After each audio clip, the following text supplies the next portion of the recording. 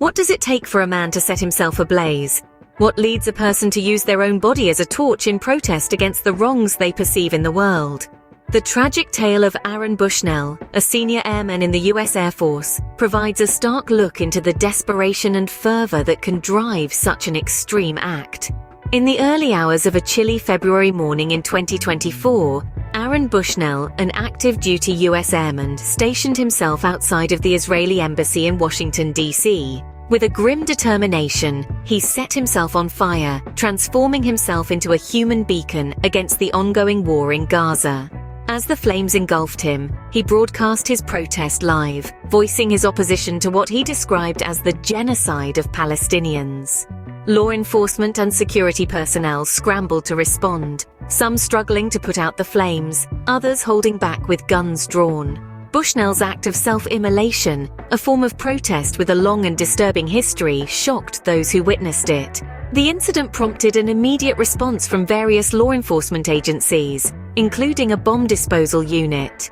Despite their best efforts, Bushnell was taken to the hospital in critical condition, where he later succumbed to his injuries. The US Air Force confirmed Bushnell's identity, stating that his actions violated military regulations on political activity and uniform use. Yet, Bushnell's loved ones supported the release of his name and a censored version of the incident video, painting a picture of a kind and gentle individual driven to extreme measures. Bushnell's death has ignited a global conversation about the ongoing conflict between Israel and Palestine, a situation that has resulted in significant casualties and displacement. His protest follows a similar act outside the Israeli consulate in Georgia, highlighting a growing trend of extreme demonstrations against the conflict. In summary, Aaron Bushnell, a senior airman in the US Air Force, died after setting himself on fire outside the Israeli embassy in Washington, D.C.